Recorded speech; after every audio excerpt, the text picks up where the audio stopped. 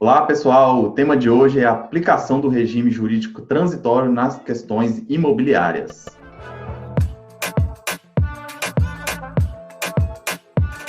Hoje eu estou com o Dr. Bruno Sondreni, advogado, muito conceituado aqui em Vitória da Conquista, grande amigo meu, e que tem muita atuação prática na área de direito imobiliário e condominial aqui na nossa região.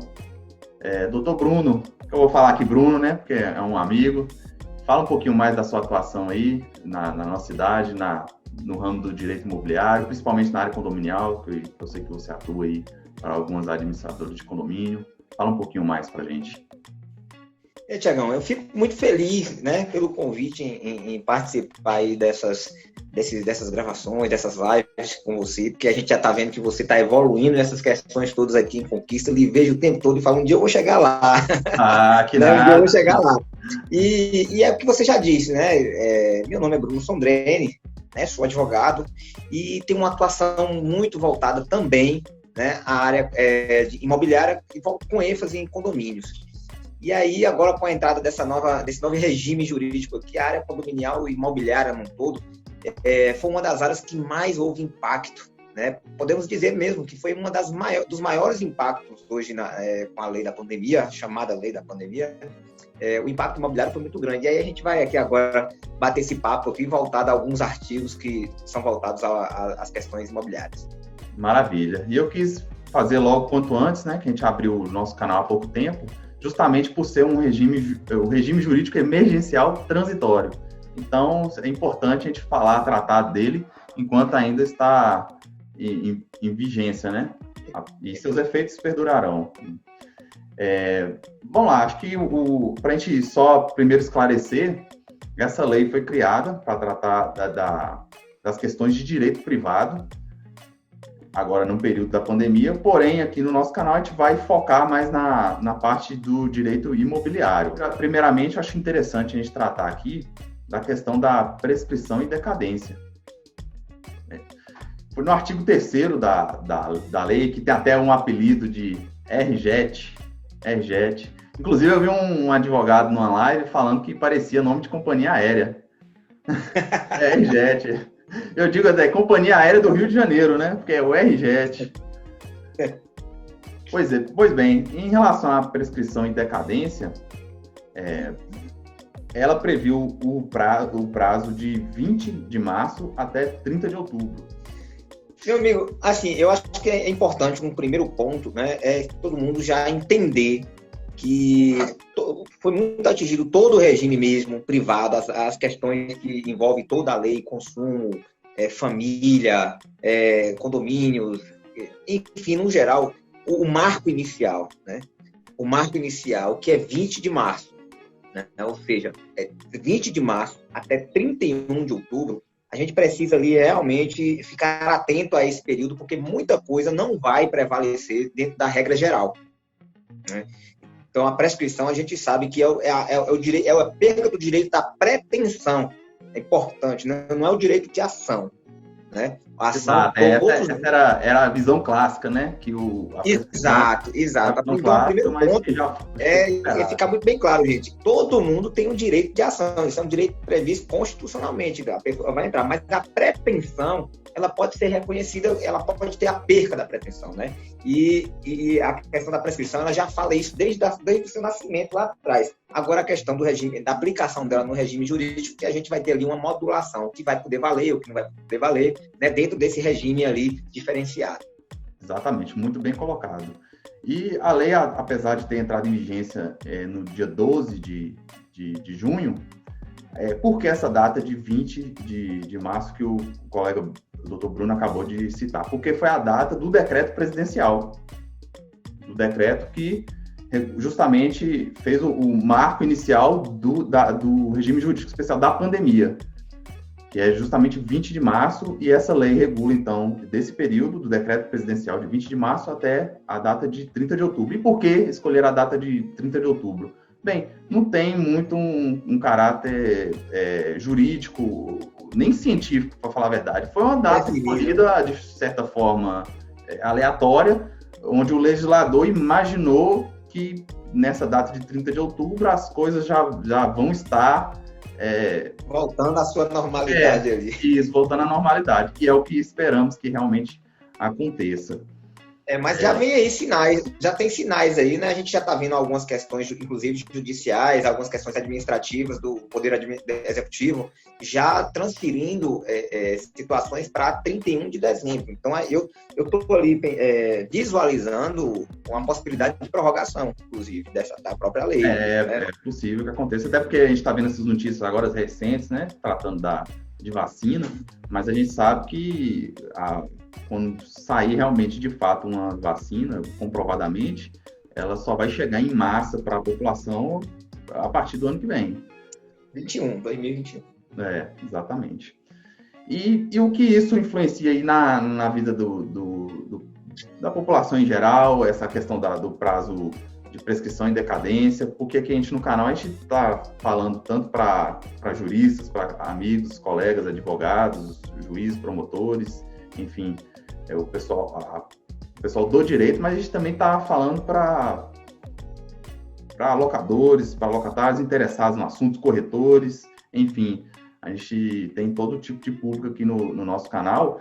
E assim, a gente vou exemplificar aqui algumas coisas, algumas situações jurídicas que essa questão da suspensão da prescrição e da decadência vai afetar. Por exemplo, no prazo na locação, numa relação de locação, se o inquilino está devendo e há uma ação de despejo do locador contra o inquilino, o prazo para purgação da mora, o que é a purgação da mora? O pagamento do débito, que se dá no prazo de 15 dias, que é o mesmo prazo da defesa, esse prazo, para ser feito judicial, lógico, o inquilino pode pagar extrajudicialmente, pode pagar fora da justiça, mas se for dentro do processo, esse prazo está suspenso.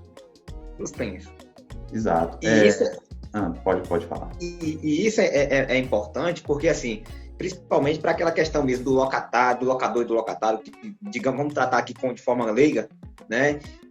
Então, se ele tem aquele prazo para efetuar esse pagamento, essa lei, a partir do dia 20, ela vai iniciar ali a contagem desse prazo após o 31 de outubro. Exato. Então, assim, olha o 15 dias se transformando, na verdade, em meses. Meses. Em meses.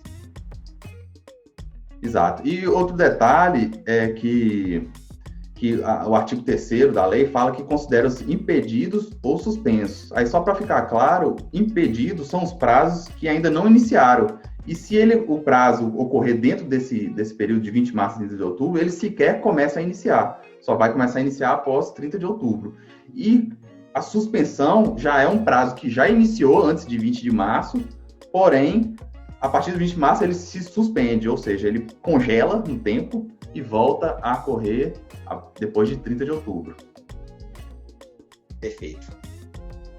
E lembrando o detalhe também que essa lei, ao ser instituída, e todos os negócios jurídicos que envolvem prazos prescricionais ou decadenciais, ele não poderá afetar, prejudicar o ato jurídico perfeito, o direito adquirido ou a coisa julgada, porque isso Exatamente. seria, de fato, inconstitucional.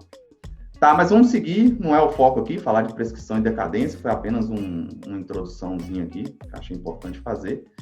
E vamos agora tratar dos artigos, dos dispositivos que realmente têm influência no direito imobiliário.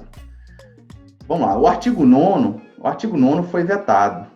Aí você pode perguntar, Thiago, mas por que a gente vai tratar desse assunto aqui, se o artigo foi vetado pelo presidente da República? Mas, assim, quando saiu na grande mídia, muita gente acaba escutando e acaba replicando as informações, mas sem saber exatamente qual artigo foi vetado ou não. Então, isso acaba gerando uma grande confusão. Eu estava até conversando com o Dr. Bruno esses dias e meu pai me ligou, perguntou, ele mora em Belo Horizonte, e perguntou dessa questão da liminar, porque ele não sabia, então para ele tinha sido sancionado e estava vigente. Um amigo dele perguntou se não poderia mais haver liminar durante a vigência dessa lei. Então, vou rapidamente explicar aqui o que estava previsto nesse artigo 9º, que foi vetado. Bem, o artigo falava basicamente que não se concederia liminar para desocupação dos imóveis urbanos nas ações de despejo. O que isso significa? Que na ação na lei do inquilinato tem as hipóteses, né, de concessão de medida liminar para poder conseguir tirar o inquilino do imóvel de forma mais rápida, mais célere. Porém, esse artigo foi vetado. O que o colega... Vamos lá.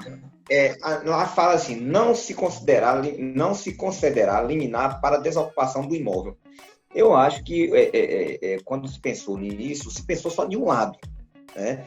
Naquela pessoa que precisa pagar, mas se esqueceu ali da pessoa que precisa receber, né? A pessoa que vive daquilo também. E aí, como é que fica? Então, eu acho que foi acertada, né, nesse primeiro momento, a decisão de veto, porque só se viu a pessoa que paga aluguel. Mas e quem vive do aluguel? Então, tem que ter esse cuidado na hora de se pensar em questões processuais como essa. Tem que se analisar um lado e a consequência do outro. Porque a ideia que se passou, Thiago, foi de que, como se quem vive de aluguel são pessoas que têm condições financeiras, né? Que tem uma casa onde ele mora e tem a casa ali também de aluguel.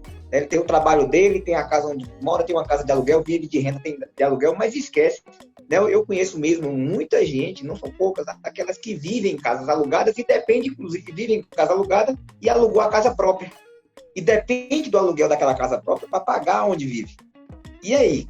Aí essa pessoa para de pagar aqui, ó o efeito dominó que se pode trazer aí. Aí a pessoa que está ali não paga, eu não posso entrar pedido liminar para desocupar o imóvel, né? E sabe-se lá quanto tempo pode durar, 1 mês, 2 meses, 3 meses, 1 ano. E aquela pessoa que vive daquele dinheiro, que paga inclusive o aluguel dela onde está com aquele valor. Aí já vai se atingir agora um terceiro, em razão de uma pessoa, 2 já estão ficando prejudicadas, né? Que é a pessoa própria que recebe o valor para pagar o seu aluguel e o locatário dele. Né? O locatário dele. Então, assim, é uma cadeia. E eu acho que quando se analisou isso, foi meio que desesperador. Não, vamos suspender aí o pagamento de aluguel, não pode, o dono lá não vai poder tirar a pessoa, porque a pessoa lá não tem dinheiro para pagar, o trabalho diminuiu, a fonte de renda acabou, e aí se lasque aqui o locador. A ideia que se passou foi essa. Então, eu acho que foi acertada, sim, né? Deveria ter sido mais estudada, mais programada a retirar a colocação desse artigo. Mas aí veio aí o veto, que acho que foi bem ponderado. Perfeito. Não sei se você tem essa mesma ideia. Perfeito. E também a hipótese, por exemplo, que é prevista na lei, a liminar para poder tirar a pessoa, né? No caso, onde o imóvel está em péssimas condições e ruínas, precisando de reparos urgentes. Então, a lei concede a possibilidade de liminar nessas hipóteses. E aí, se esse artigo tivesse vigente, o imóvel está lá, inclusive causando risco de vida para o próprio morador, para o próprio inquilino, sim. E aí ele não desocupa, ele não quer desocupar, seja lá por qual motivo for, e aí o locador ficaria impedido de conseguir tirar essa pessoa lá de dentro num imóvel nessa situação. Então, estaria vedando a possibilidade de eliminar em todas as hipóteses. Realmente, eu acho bem complicado. Eu vou até um pouquinho mais longe aqui. Ó. O que seria de ação? Hoje a gente já tem um judiciário afogado, né? Podemos dizer assim. E imagina aí o que seria de ações de cobrança posterior, né? Ação de cobrança, pessoas, inclusive, com aplicação direta na vida financeira dos locatários que ficaram ali, poderiam ter ficado, né? 6 meses, 7 meses sem receber. E aí, como é que iria ficar? Então, assim, são inúmeras os prejuízos. Exato. Mas, graças a Deus, não passou. E seguindo aqui, esse aqui foi o artigo 9º que a gente acabou de tratar. O artigo 10, ele também, na verdade, ele tem um texto original, que foi, eu acho que o artigo talvez o mais polêmico da lei, do projeto de lei. E esse artigo, ele acabou sendo substituído por um outro artigo que trata, por outro texto que trata da uso capião. Mas o texto original, no texto original, o artigo 10 tratava da que o pessoal chamou, os juristas em geral chamaram da moratória no pagamento dos aluguéis.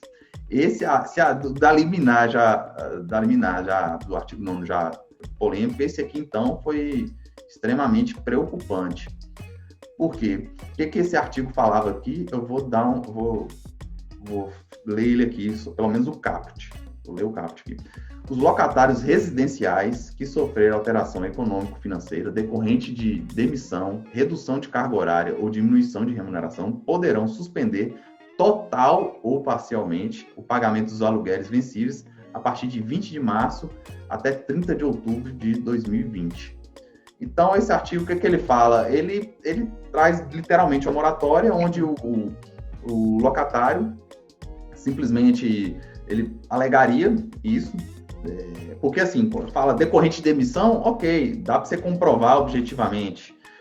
Redução de carga horária de trabalho, ok, você também consegue comprovar objetivamente. Mas diminuição de remuneração, se ele não for assalariado, se é uma pessoa autônoma, como é que comprova isso? Bastaria a alegação da pessoa. Então, é muito complicada essa situação. Volta até no que você regulamentação. Volta até do que você falou agora há pouco. A pessoa só estaria vendo o lado do locatário. O exemplo que você mesmo citou do locador que recebe aquele aluguel para pagar outro aluguel. E viraria uma bola de neve. Uma bola de neve. E à frente ia trazer outros prejuízos, né, distintos, só que agora para pessoas contrárias. E o que é pior, lembrando que a suspensão não é deixar de pagar, né? É um deixar de pagar temporário. E aquele acúmulo lá, a pessoa vai ter condições de pagar? Né? Foi feita as perguntas, se eu fico ali 3 meses no aluguel de R$1.000, 3 mil, eu tenho condição de pagar os 3 mil posteriormente? Esses 3 mil vão ter atualização? Eu vou ficar como vai ficar isso? E o diminuição, quando fala diminuição de salário, quer dizer, é só para quem trabalha? E quem na verdade ali o contrato está no meu nome, mas eu não trabalho, mas quem paga é outra pessoa. Como é que vai se tratar isso? Se o contrato está no meu nome eu não trabalho, não faço, sou estudante, né? Que é uma grande demanda de locatários, são estudantes também, né? Está no nome de terceiros. O terceiro não se aplica nenhuma dessas regras. E aí? Então, isso aí, mais uma vez, acertada essa questão aí, foi acertadíssimo esse veto, né? Eu não sei como as pessoas conseguiram lá no Congresso não pensar, né? Porque foi não pensado.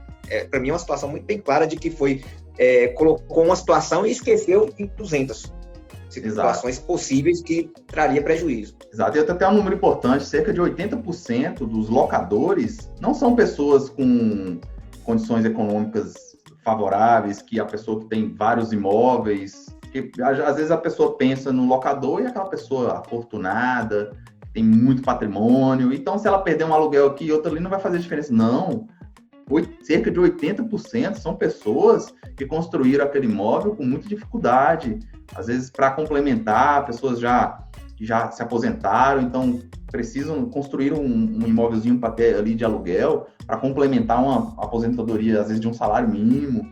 Então a pessoa vai avançando a idade, vai precisando mais de medicação, enfim. Ter aquilo ali como um complemento de renda, ou às vezes a única renda até, dependendo da situação. Às vezes é a única renda. E essa é a grande maioria, não é o inverso. Então parece que realmente eu acho que também, na minha opinião, foi bem acertado esse veto.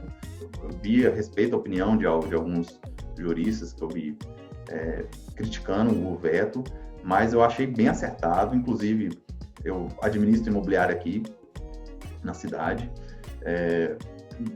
Está fazendo muito acordo, colegas que eu converso também, tem sido feito muito acordo, e a mens legis, qual foi o objetivo do legislador, foi que evitasse demandas judiciais, mas eu enxergo ao contrário. Se esse artigo não fosse vetado, o que mais teria seriam discussões judiciais, porque o locador iria se insurgir. O locador grande iria se insurgir, porque muitos inquilinos iriam aproveitar da situação, e aí os locadores queriam ao judiciário se insurgir.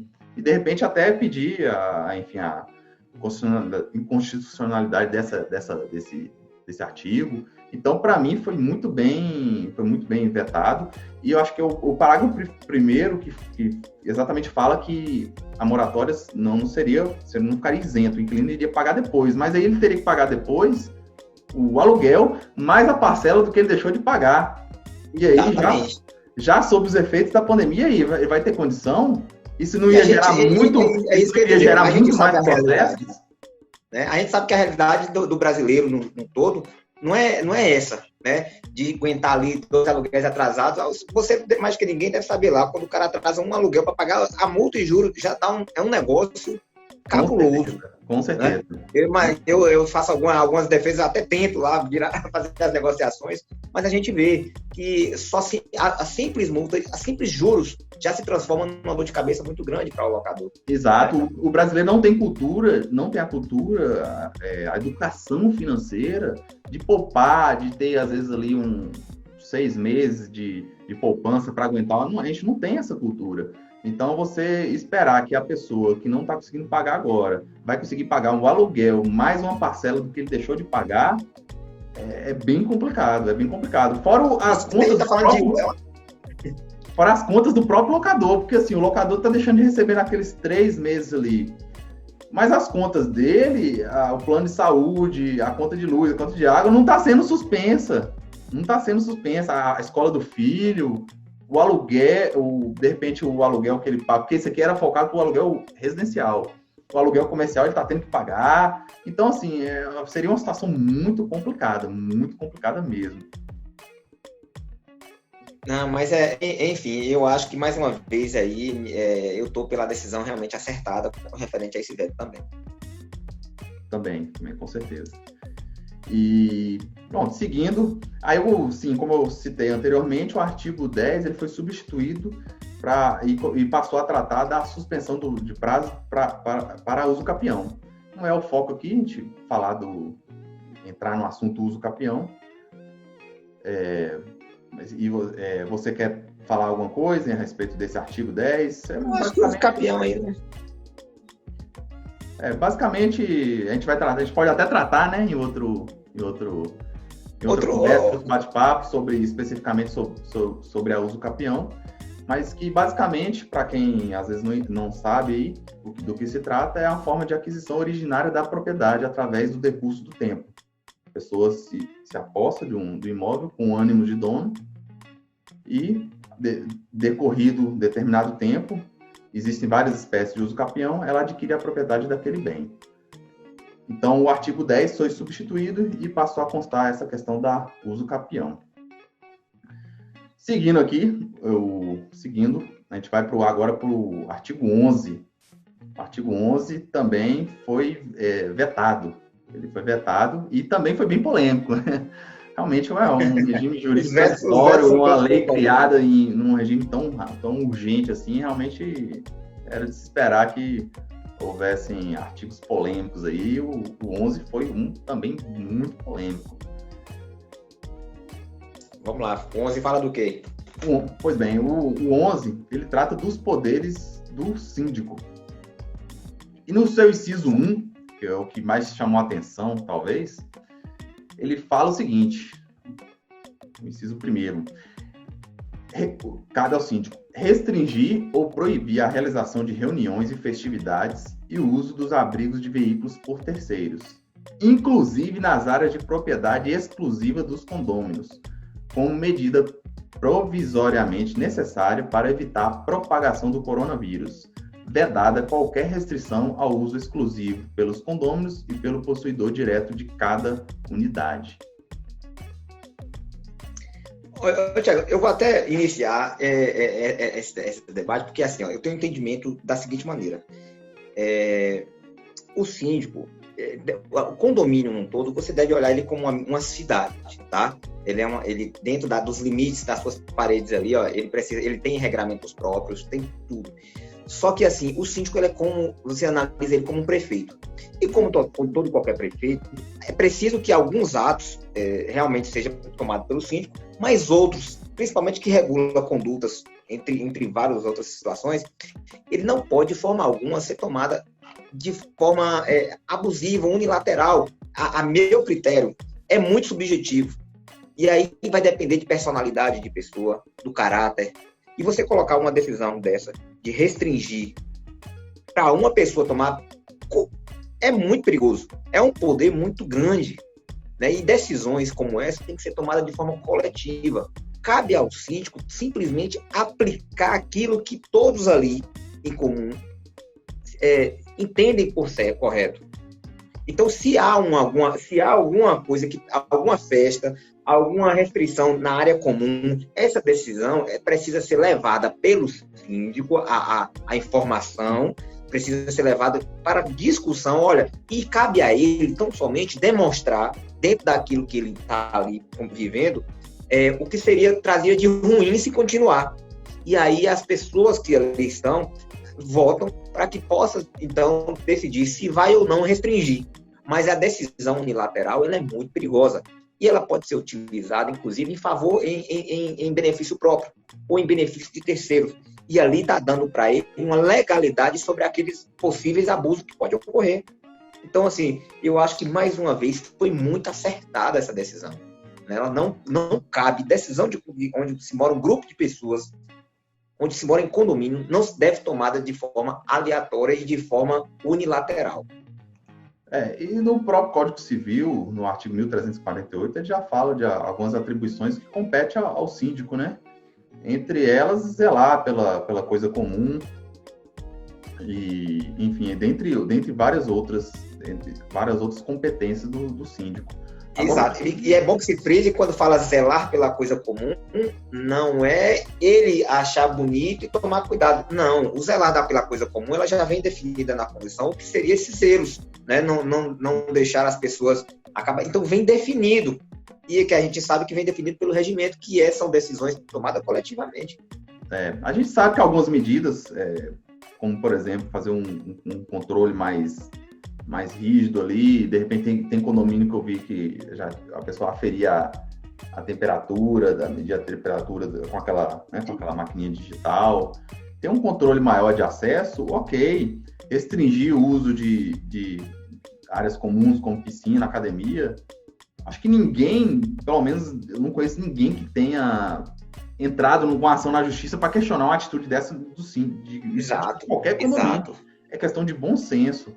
Mas o que chamou a atenção mesmo nessa lei, pelo menos que chamou a minha atenção, né, nesse inciso do artigo 11 vetado, foi nesse trecho que fala que restringir ou proibir realizações de reuniões, inclusive nas áreas de propriedade exclusiva dos condôminos. Então, estaria dando um poder enorme para o síndico dele poder chegar, não sei, minha irmã... Ter gerência na sua vida privada. Exato, vir minha irmã me visitar por algum motivo e o síndico proibir a entrada dela, porque ele entenderia que aquilo ali é uma reunião. Então, acho que isso aqui, para mim, beira o absurdo. Talvez, se não fosse essa frase dentro desse inciso, de repente teria até passado, não teria sido vetado, não sei. Mas essa frase, esse trecho aqui, inclusive nas áreas de propriedade exclusiva, isso eu achei bem perigoso, bem complexo. E a gente sabe, Thiago, que o direito à vida privada, à intimidade, nossa, é um direito hoje constitucionalmente previsto, né? O seu direito ali. Então, falar, na verdade, ali uma coisa que poderia não, é inconstitucional, né? Por meio de lei ordinária, né, lei federal, dá um poder desse de invadir, eu estou legalizando a invasão da minha privacidade. Exato. E se não fosse vetado, para mim já padeceria de inconstitucionalidade esse dispositivo. Perfeitamente. Sem sombra de dúvida. E mais uma vez, afogar o judiciário de ações em razão disso. Exato. Então, muitas vezes formularam pensaram nesses dispositivos, pensando em talvez desafogar o judiciário, mas eu também compartilho da sua visão, que eu acho que se não tivesse sido vetados alguns desses dispositivos, iria haver uma enxurrada de ações, e o efeito seria exatamente o contrário, na prática. Né? Exatamente. E mais uma vez afogar o judiciário. Tudo se afoga no judiciário. Afogar mais ainda, exatamente. Pois bem, então seguindo aqui, seguindo, dando sequência na análise aqui dos dispositivos atinentes ao direito imobiliário, eu trouxe aqui os artigos 12 e 13, que foram os últimos aí que têm relação com o âmbito imobiliário.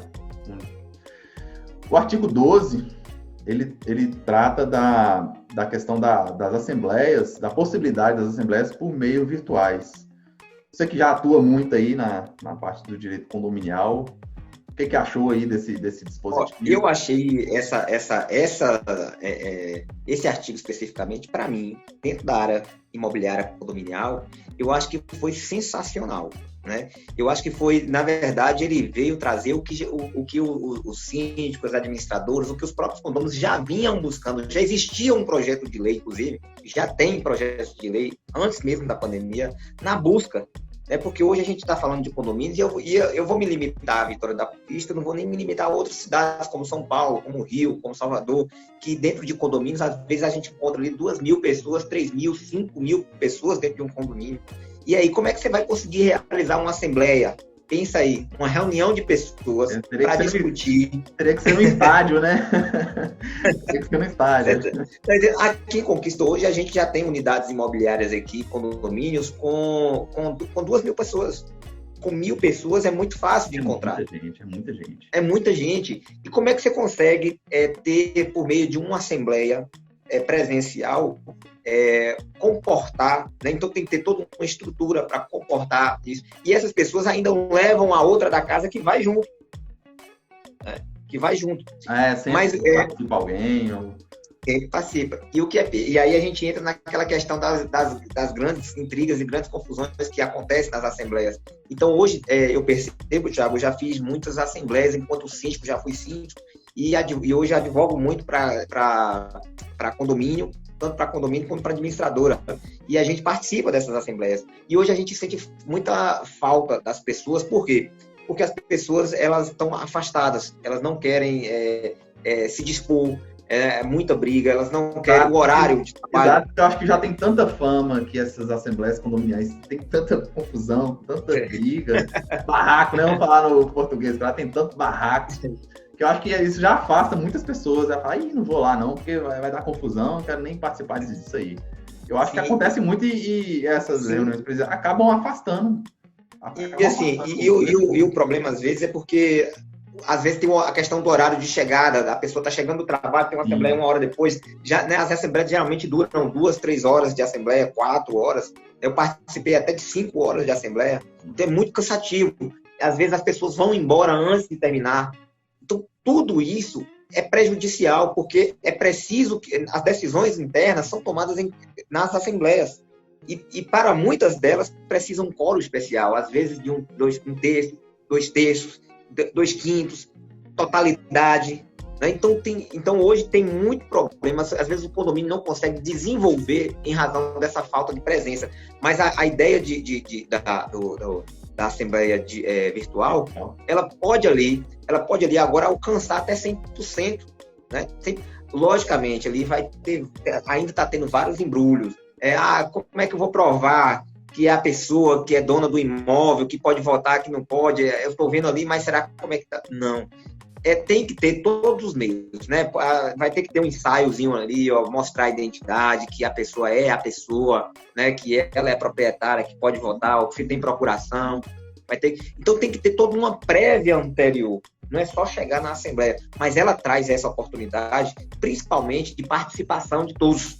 Eu acho que isso pode mudar a rotina condominial. Os síndicos ali têm a oportunidade de poder ter um controle melhor sobre as votações, né? Ter um controle melhor sobre as atividades do condomínio. Olha, vamos aprovar isso aqui. O quórum, né? O quórum para aprovação pode ser feito, pode ocorrer naquela assembleia.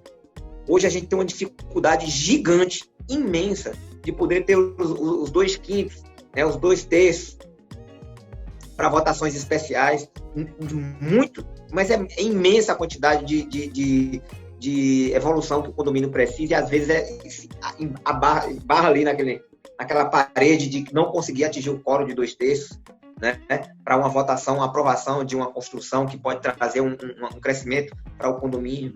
Então, a Assembleia Virtual, ela muda demais. E isso é algo que muito já se vem buscando há tempos atrás. Veio para ficar, né? Independente pelo que eu estou entendendo que você está falando, e eu também acho que, independente da questão da pandemia, quando acabar, a ideia é pegar, né? É isso.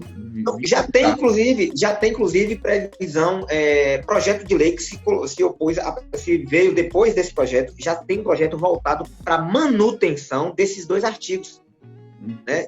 Já tem. Já tem, para manutenção desses 2 artigos. Apesar do que, inclusive, já vi colegas comentando, e também corroboro dessa opinião, de que se estiver previsto, independente da lei, ainda que não estivesse previsto em lei, mas se estiver previsto na convenção do condomínio e for aprovado a Assembleia Virtual, que seria possível. Mas se vier a lei regulando, eu entendo que dá mais força e torna mais legítimo o instituto da reunião. Mas aí eu não vou nem adentrar muito nesse mérito, não, porque realmente demanda tem muitas questões possíveis de anulação antes da previsão virtual, mesmo que viesse previsto na convenção.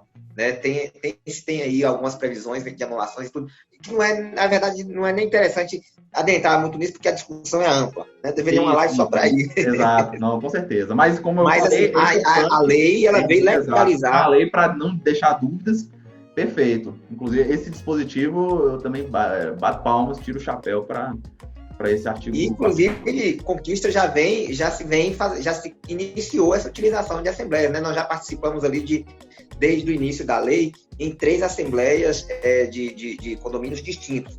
Né? E esses condomínios já fizeram mais de 3, cada um já fizeram mais de 3 assembleias virtuais. Estão ali pegando... Exatamente. Legal. Tem muito aplicativo.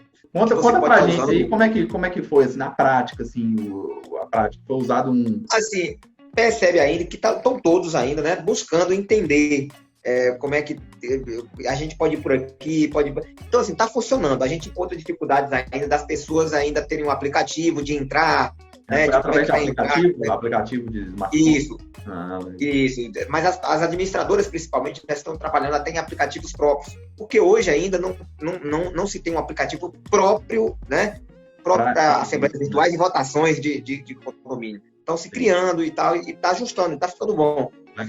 Mas ainda, né, eu pude perceber em algumas assembleias que a dificuldade dos condôminos. Então, eu sugiro sugiro aos síndicos que faça uma campanha de aprender, um bloquinho, um folhetinho, mostrando passo a passo, como passo a passo. Isso, que é muito fácil, né? Mas a gente percebeu essa dificuldade aí, mas cada vez que se faz, já tem uma quantidade maior de pessoas, né, de participação e tudo. O síndico ele precisa também ter uma boa condução, porque ainda continua aquela ideia de todo mundo querer falar. Né? E, na verdade, assim, a gente tem que criar mecanismos aí para poder oportunizar todos falarem, porque é um direito, né, de voz, né, é um direito de todos, mas é preciso ter um controle na hora de falar, porque é diferente do presencial, que todo mundo fala, peraí, levanta a mão, um já fala, um já atravessa e tudo, não tem essa dinâmica na virtual. Entendi, vai ser desenvolvido e o síndico talvez ali dentro do aplicativo ou de um site específico, ele pode funcionar ali como um moderador, né? Sim. Exatamente. E a filazinha de espera, levanta a mãozinha, fica lá para fazer a pessoa dá um ok ali, aguarda, aí depois ele autoriza a pessoa a mandar o texto ou o áudio, enfim. Mas eu acho que é questão de tempo para isso aí realmente se alastrar e ter um uso amplamente pelos condomínios aí Brasil afora. Realmente, eu gostei muito desse dispositivo. Não, esse foi perfeito. E veio para ficar, acho que veio para ficar. Para ficar. Mesmo pós-pandemia, algo que realmente vai ter aplicabilidade e o uso contínuo, a questão virtual. E que evita até discussões mesmo, né? Bate-boca, que a gente sabe que acontece, né? Nessas assembleias, entre vizinhos ali. E até a questão de ser virtual, além de trazer mais gente, ter mais participação, evita discussões, atritos, e eu acho muito legal. Assim, e é válido para todos os efeitos jurídicos de uma assembleia presencial, né? Tem todo o valor jurídico de como a assembleia presencial fosse. E lembrando o síndico que precisa, a Assembleia Virtual ela foi aceita, não pode excluir ali todas as normas que já vinham prevendo para convocação. Tem que haver toda a convocação regular, né? Convocação de todos os condôminos, edital de convocação, né? Salvo isso aí, se provada irregularidade nisso aí, a Assembleia pode ser cancelada, pode ser anulada. Exato. E aí basta a questão de organização, procedimento ali, né? De organizar, igual você mesmo comentou, exato, a pessoa se identificar, às vezes mostrar a identidade na hora de participar para provar que é ela, mas eu acho que são pequenos detalhes que vão ser rapidamente superados.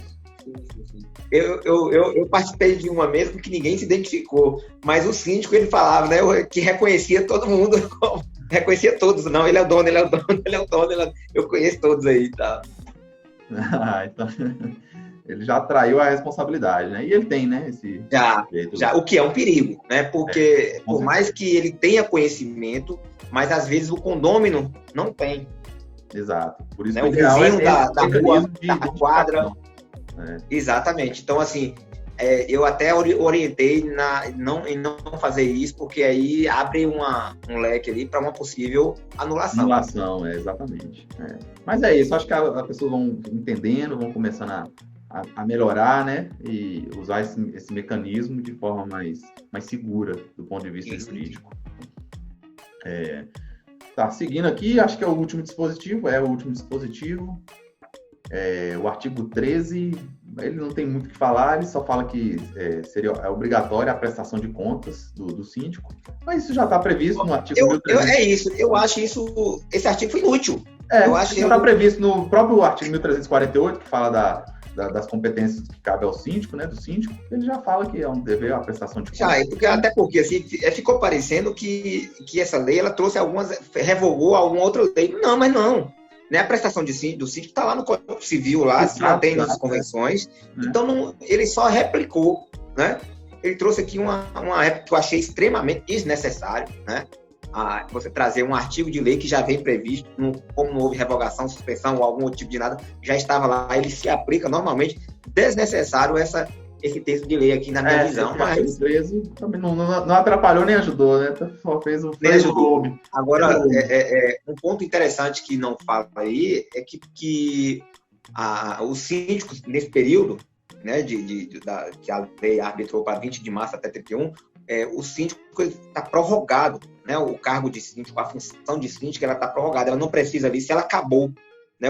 Olha, meus 2 anos que a lei vem prevendo, acabou dentro desse período. Tá, se eu mandar, foi bom, muito bom ter lembrado desse. Acabou dentro desse período. E aí não precisa necessariamente ou obrigatoriamente fazer a Assembleia para eleger o novo síndico. Não é necessário, não é obrigação. Ele pode ali se manter na função por mais de 2 anos nessa excepcionalidade. E aí ele pode automaticamente até o prazo. Exatamente. É aquela questão da suspensão lá, a gente pode voltar ali na prescrição, ou de decadência, enfim, se aplica a mesma situação, não começa a contar, não termina o prazo do síndico dentro desse período, ele não termina, ele é prorrogado para terminar em 31 de outubro. Qualquer síndico que tiver a função de síndico terminada dentro desse período da lei da RGET, ela está automaticamente prorrogada para 1º de novembro, digamos assim. Perfeito, muito bem colocado, muito bem lembrado. E eu acho que chegamos ao fim aqui, muito bom, ótima participação. A primeira de muitas, viu? Espero que a gente vai bater muito papo aí. Não, mas tem muito assunto, tem muito papo para bater. E esse teve que vir logo, porque, né, ainda estamos no meio da pandemia, então esse foi o primeiro assunto aí que a gente resolveu tratar, mas que vão vir muitos ainda. Então, pessoal, sigam aí nossas redes sociais, do Meio Imobiliário, compartilha, tem o nosso canal no YouTube. O doutor Bruno Sondreni certamente vai disponibilizar lá nas redes sociais dele esse vídeo. E conto com vocês, até a próxima. Muito obrigado, Bruno, que é um grande amigo. Como diz o Wendel Silveira, o nosso colega advogado, o advogado mais estribado de Vitória da Conquista. Pô, velho, vai morrer com essa, viu? Eu que agradeço. Eu que agradeço o convite. Eu acho que o seu canal, Thiago, foi uma iniciativa assim muito bacana. Eu tive a oportunidade de olhar outras lives que você tem realizado aí. Eu acho que as informações, o conteúdo que você vem trazendo é um conteúdo de excelência, é um conteúdo de que as pessoas, né, tanto do meio jurídico quanto as pessoas, digamos, leigas, precisam saber, né, precisam tomar conhecimento, porque é o dia a dia. Você vem falando do dia a dia mesmo imobiliário, né, questões interessantíssimas que você vem trazendo aí. Então, assim, parabéns de verdade, né? Já sigo o seu canal, já sou ali um fã do canal. Valeu. Tem o canal também da Sondrene Advocacia, que a gente também tenta ali conteúdo. dar uma informação legal para o pessoal. Quem quiser também pode colocar lá o Sondrene. Com certeza já vai me achar lá no Facebook. Isso, tá na nossa bio também, a gente vai lá disponibilizar o pessoal vai então é show de bacana. E é isso, eu acho que de divulgar informação, compartilhar informação nunca é demais, né? A gente às vezes compartilha tanta coisa, tanto meme, tanta brasileiro então, que é conhecido como o povo dos memes, né? A gente compartilha tanta besteira, tanta coisa, às vezes fútil, coisas desnecessárias, e a gente compartilhar informação, coisa relevante e informação de qualidade, eu acho que a gente está contribuindo com a sociedade. E obviamente, a gente, para divulgar conteúdos de qualidade, a gente conta com pessoas de qualidade. Por isso que você é o primeiro convidado aí para participar, que, como eu disse, vai vir participando em muitos outros bate-papos, muitos outros debates. Então, valeu, pessoal, obrigado e até a próxima. Valeu, Bruno. Valeu.